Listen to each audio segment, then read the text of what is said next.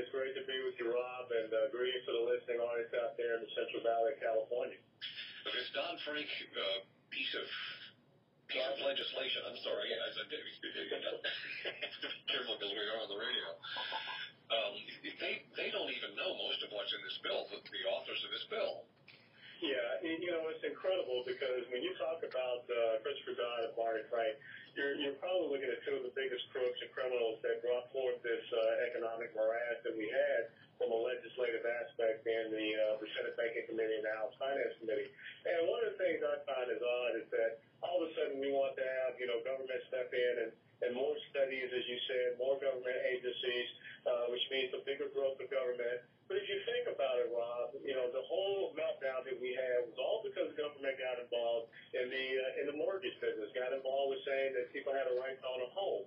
And then you create an agency like Fannie and Freddie, and they just take us deeper and deeper in the hole by lowering the standards for lending, forcing banks into certain practices. Of course, there is some guilt with predatory lending practices of banks.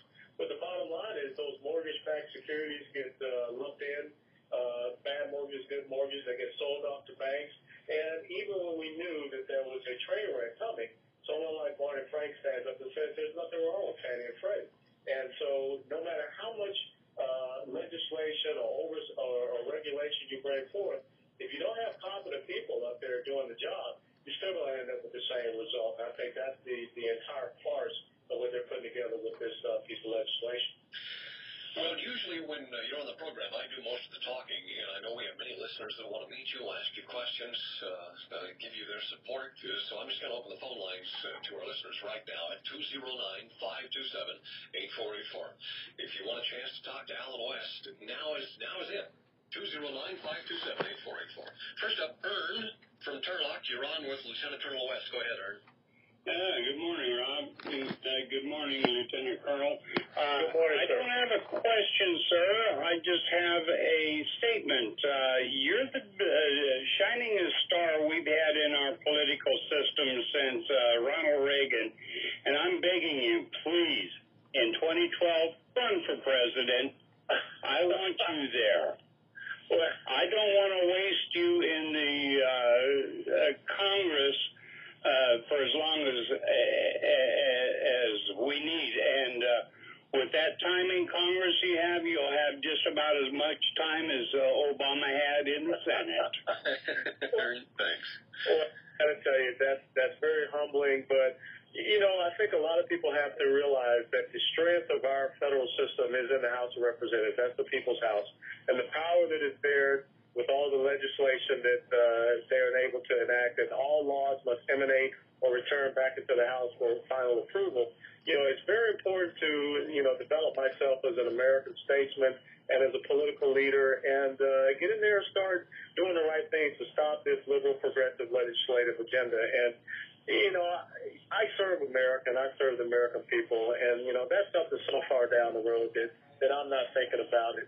But the most important thing, everyone, we've got to win this congressional race here, because if not, there is no, potential for running for president or any of those things. So let's win this race and let's start turning around this legislative agenda, and then we'll see what God has in store. Let's go to Richard in Stockton. You're on with Lieutenant Colonel West. Hey, Rob. Hey, Colonel West. I was on last week when we got disconnected. So how are you doing? I really apologize, too. Oh, don't worry about it. Thank you for coming on again. But I don't know if you remember, but my question was on what John Boehner had said about raising the retirement age on Social Security to pay for the wars in Afghanistan and Iraq. And I really think he was actually being honest for once. And so I was wondering what you thought about that. I thought he had a great point. Well, I don't think that we need to raise the age on Social Security to pay for wars in Iraq and Afghanistan. I think that what we need to do first and foremost is look at the intended purposes for Social Security. It's supposed to be in an independent trust fund account, which it was taken out by the politicians and put in a general operating account, and they've been raiding it for all of their pork barrel spending. So we need to first get it back to where it's supposed to be, make sure it's properly funded. I think that one of the viable courses of action we can look at is, do we raise the retirement age, 3 to 5 years? At least, Congressman Boehner is coming up with a solution and not just sitting back and heckling and saying there's nothing he can do about it.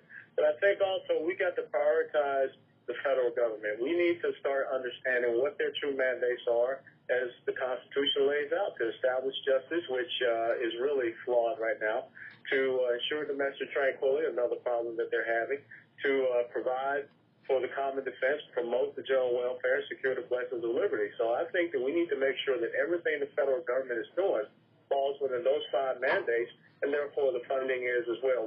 This runaway government spending has to stop. And even Chancellor Merkel from Germany during the G20 conference, challenged the president on that. Thank you very much for your call this morning, Richard. Speaking of the wars in Afghanistan and Iraq, are they just wars?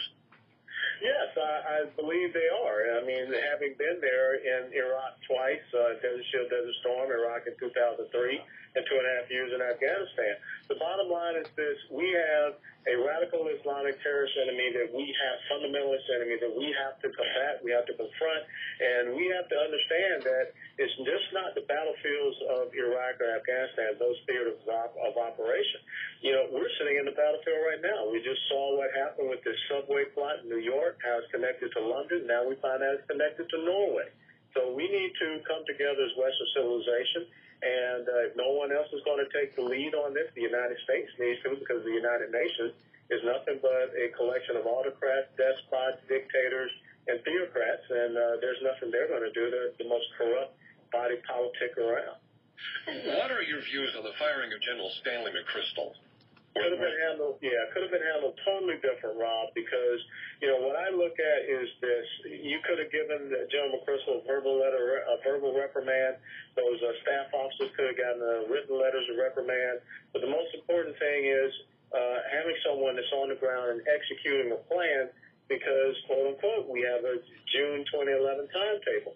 So now you have taken him out, which has caused a disruption in the command of that theater of operations. Now, Joe Petraeus has to come in, assess the situation, and he may ask for more resources. He may ask for more time, and you're going to have to grant it to him.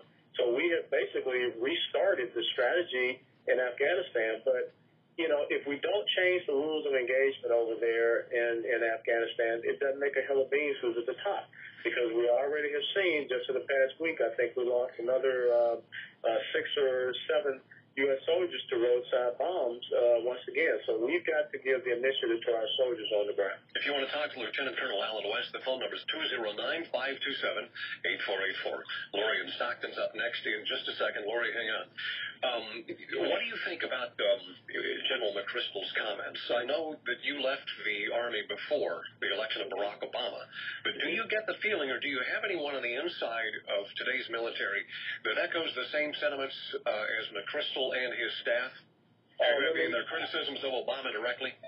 Well, I will tell you that the military is very frustrated with the commander-in-chief. And when you're the president, that's your most important title, is commander-in-chief of our forces.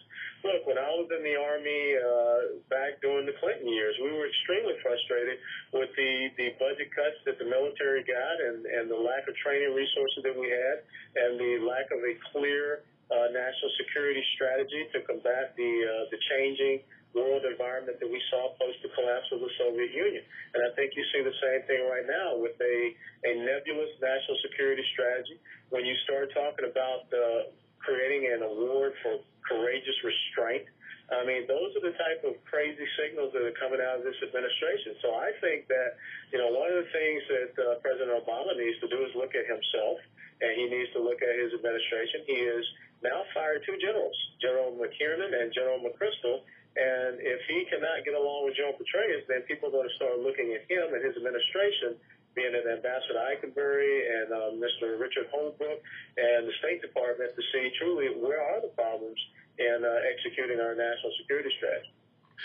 Lori in Stockton, good morning.